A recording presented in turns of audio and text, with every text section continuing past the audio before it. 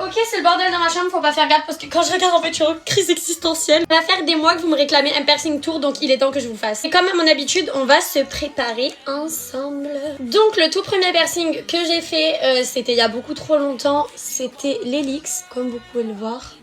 Il va super bien, il a cicatrisé, n'ayez pas peur, au bout d'un moment ça cicatrise. Aucune douleur, j'ai eu la bombe de froid, faut savoir que j'ai eu la bombe de froid pour tous mes piercings, sauf un, je vous expliquerai. Douleur, je mettrai franchement 0 sur 10, par contre cicatrisation, un bon 7,5-8 parce que c'est une galère. Petit conseil, chaque personne est différente, mais moi il a cicatrisé le jour où je suis passée à un anneau très fin. Pardon, je me suis trompée, en fait c'est le deuxième piercing que j'ai fait.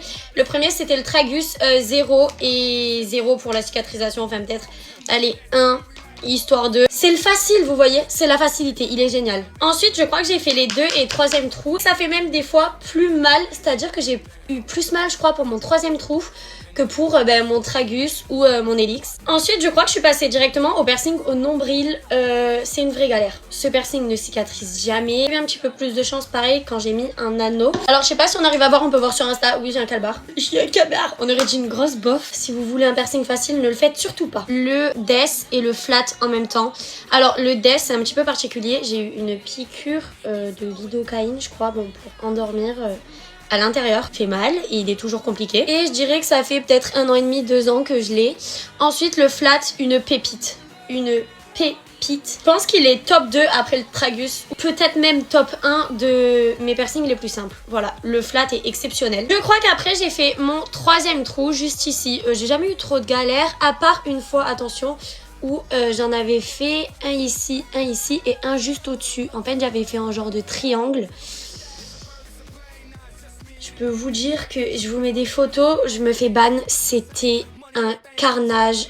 J'ai même pas eu le temps d'aller chez le perceur, c'est très mauvais. Ma mère, elle me l'a éclaté avec une pince à outils. Genre le chouchou m'était rentré dans l'oreille, carnage. Donc faites gaffe, je suis pas professionnelle, mais je pense qu'il vaut mieux peut-être espacer si vous faites des lobes de peut-être 2 semaines, voilà. Le perçage. Ensuite j'allais les oublier, mes petits chouchous. J'ai fait mes anti-Helix, à peu près je crois... 6 mois d'écart l'un l'autre. Ils sont géniaux. Je pense que ça fait pareil 1 an et demi ou 2 ans que je les ai. C'est génial madame, je me rends compte que maintenant que j'ai arrêté de donner des notes depuis tout à l'heure. Mais bon bref, retenez que les anti-Helix, en tout cas pour ma part, pépite. Dans tous les cas, à la fin, je te donne les 3 meilleurs et les 3 pires. Le tout dernier que j'ai fait, et pas des moindres, le conche. Alors déjà, niveau douleur au berçage, ça a été le pire. Et puis ce piercing, c'est vraiment un cercle vicieux. Quand t'as l'impression qu'il va mieux, bah tu peux être sûr que quoi, allez...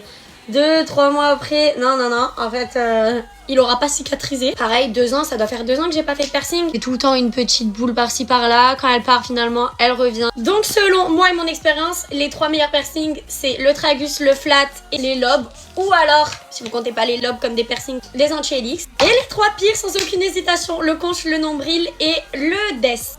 Bisous!